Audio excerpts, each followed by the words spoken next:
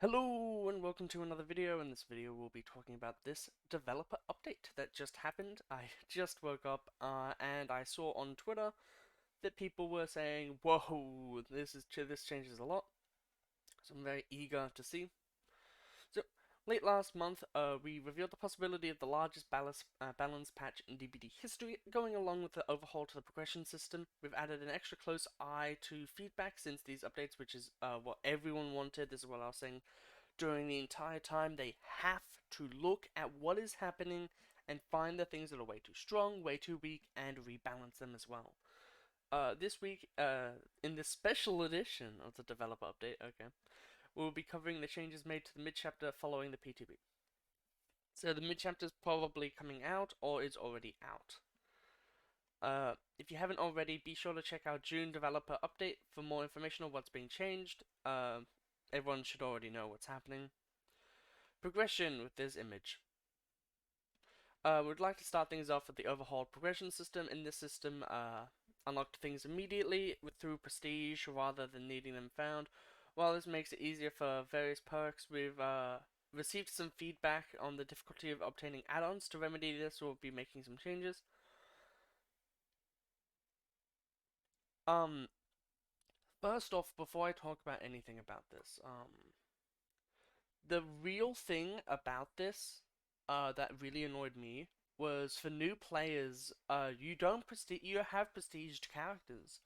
Uh, if you don't know, here at my YouTube channel, I care a lot about new players. Um, because like new players are what keeps this game alive. And it's really hard for new players to get into DBD because they're like, I have to tell them, okay, so you like this killer or this survivor. Cool, well, if you want to play survivor, then you're gonna have to level up Bill and, David, because Dead Hard is just too good. Apparently that's gotten changed in this update, but, yeah. So a few changes. So first, we've increased the blood point caps per category to 10,000 from 8,000. This is good. This is an actual 25% increase to each category, which means up to 4,000 instead of 32,000. This just means that if you are very altruistic, very determined to do gens, stuff like that, you will really like feel this because you'll be getting like an extra 2,000 blood points every single game. And as killer, getting those perfect games will feel way better, allowing you to get more, purchase more nodes on the blood web. At the same time, this allows you to earn more points in a category before capping out, making matches where you pigeonholed into a certain role a little bit more rewarding. Second, in a future update, we'll revisit the rarity of blood web nodes after prestiging. This is a great idea. Currently, resetting to level 1 makes common nodes, far more, common. If your favorite add-on happens to be rare or very rare, prestiging may have made collecting them difficult. This change will make it easier. I'm pretty sure the way that it's, because when you prestige, it says benefits of prestiging, a cosmetic, and then it says higher rarity things will be available, and I feel that because like sometimes on like level 2 you'll get like a purple and it's like, wait, what?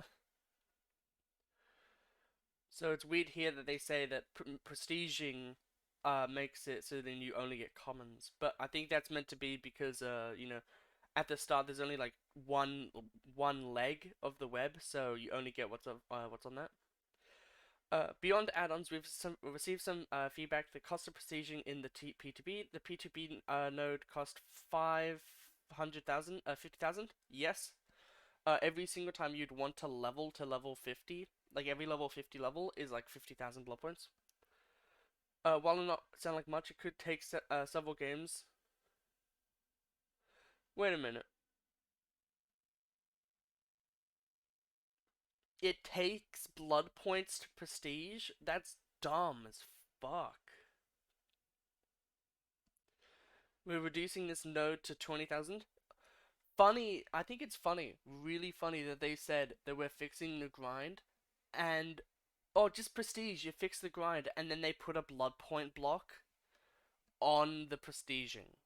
That is really like that's like what a business company would do, except for you'd have to pay money in like an EA game. So that's very funny. Blood point cap is now 2 million. That makes sense because you can get 2 million if you get to Eerie 1 with Survivor and Killer.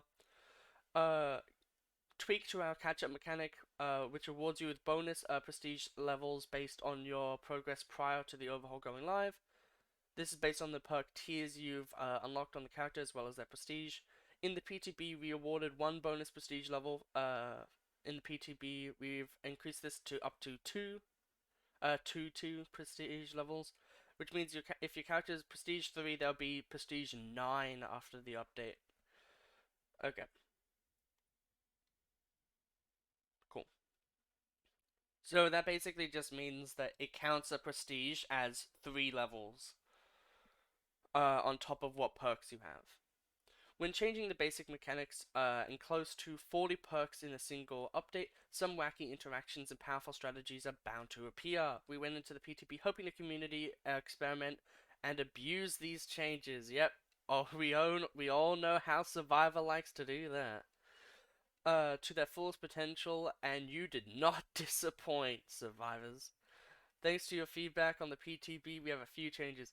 I'm only saying Survivors because all I heard during this entire update was 20 million endurance effects, and here it is. Endurance has been a hot topic for discussion since the PTB went live. Honestly, it's been a hot topic since it was released. Historically, this status has been used very sparingly, but with the advent of new ways to get the effect, some of you made it your personal mission to chain together as many endurance effects as you could. Yep, that's what survivors do.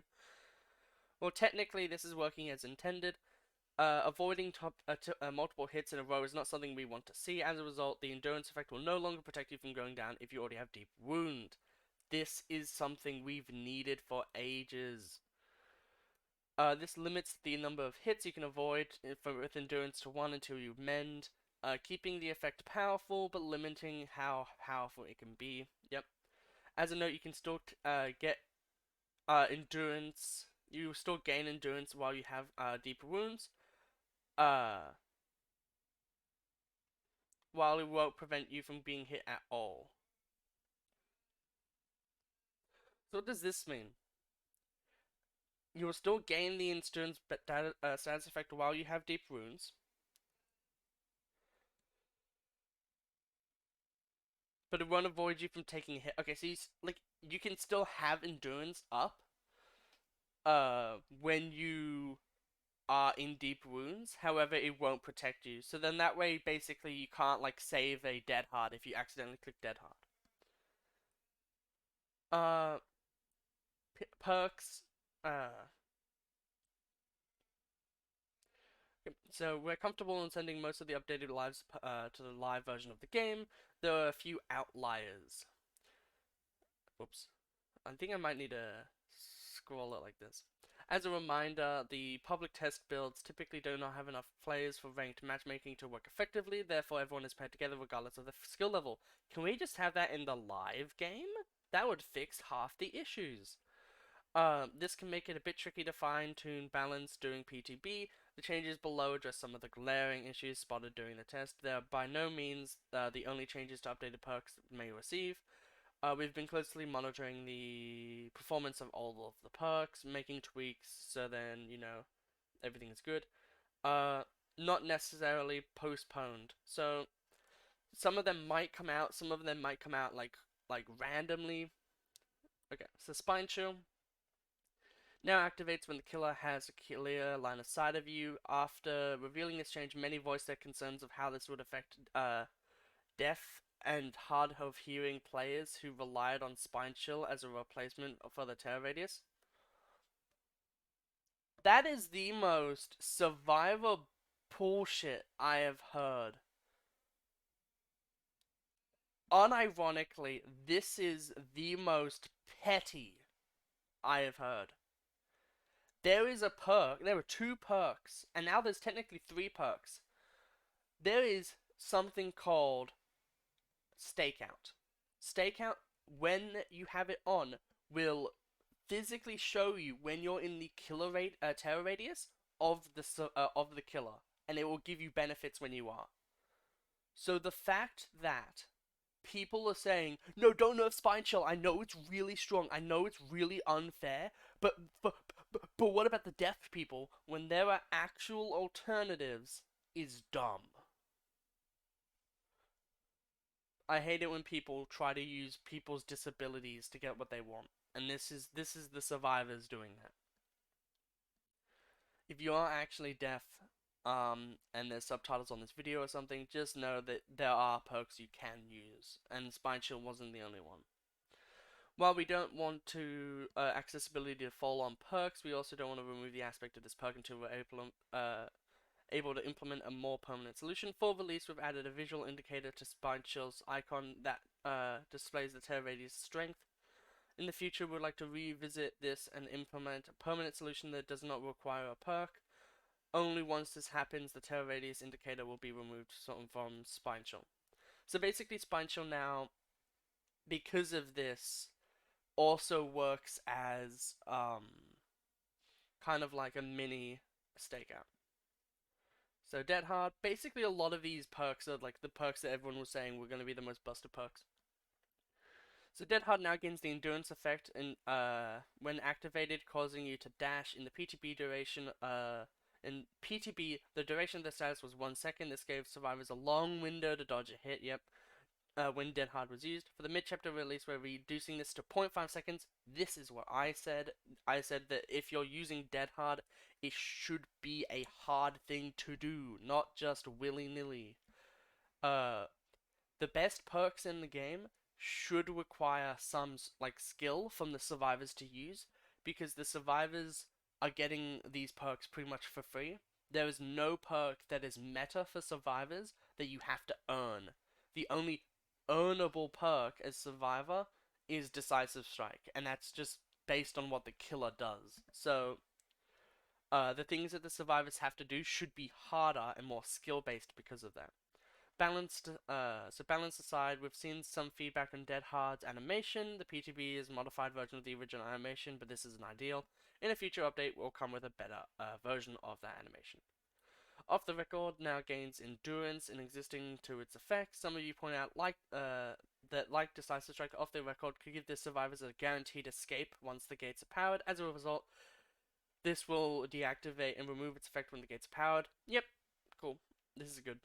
As mentioned earlier in a post, the endurance effect will also no longer protect you from damage if you have deep wounds, making it impractical to dodge, you know, a legion. Pretty much. Overcharge now causes the generator to regress generally after you damage a gen.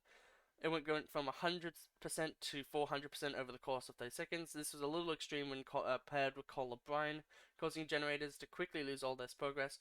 This was particularly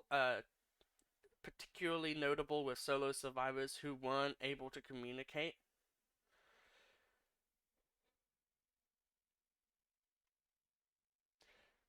I would say a cooler way to do this is have it that when overcharge reaches 200% speed decrease, make it that it glows white for survivors, so then they know, oh, I have to do this. I have to step in this trap. The generator will start regressing at 75 and increase over to 200%.